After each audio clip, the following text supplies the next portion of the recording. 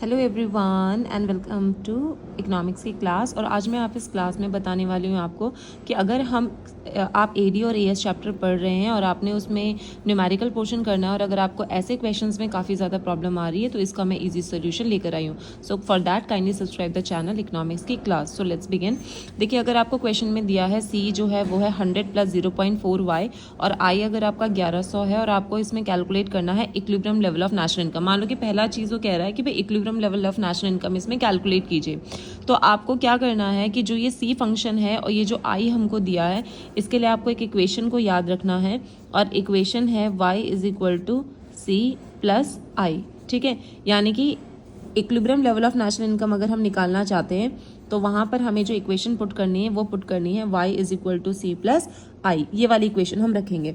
अब इसमें हम वैल्यूज़ डालेंगे y = c की जगह, क्योंकि हमें c फंक्शन दिया है तो हम वो वाली वैल्यू लिखेंगे 100 + 0.4 y और प्लस i हमारा कितना है, i है हमारा 1100। ये रखा हमने।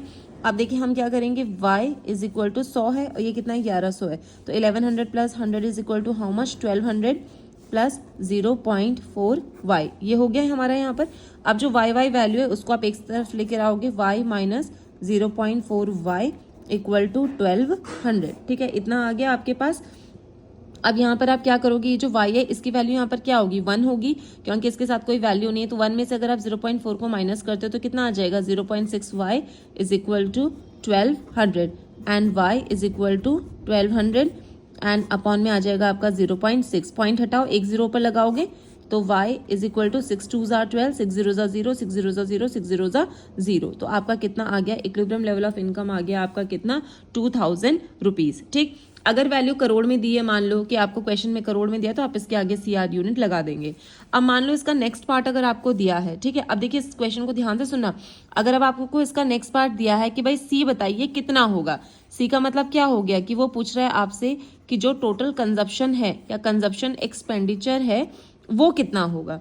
तो अब सी के लिए हमें ऑलरेडी सी इक्वेशन पता है हमें यहाँ पर, तो हम सीधा सीधा इसमें वैल्यू पुट करेंगे और हम लिखेंगे सी = यहाँ पे हमें दे रखा है 100 + 0.4 y। ठीक, सो c = 100 + 0.4 इंटू y हमने ऑलरेडी निकाल लिया जो कि कितना है, 2000।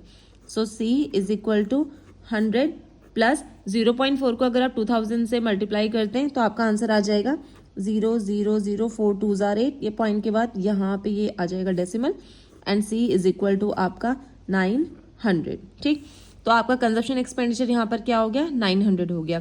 अब मान लो कि अगर वो आपसे इसके आगे पूछता है कि हम k कैसे सॉल्व करेंगे, k का मतलब क्या हो गया, मल्टीप्लायर।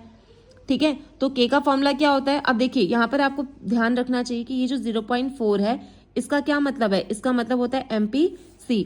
तो आप इसे MPC से भी निकाल सकते हैं, आप इसे MPS से भी निकाल सकते हैं। मैं इसको MPS से निकाल रही हूँ कि 1/MPS, तो इक्वल टू 1/MPC कितना है, 0.4 ना। तो MPS कितना आ जाएगा, 1 - 0.4 = 1/0. आ जाएगा आपका यहाँ पे कितना, 6। ठीक है, तो आप इसको यहाँ से पॉइंट हटाएंगे, ऊपर एक आप यहाँ पे 0 बढ़ा देंगे और इससे आप इसको कैंसिल कर देंगे।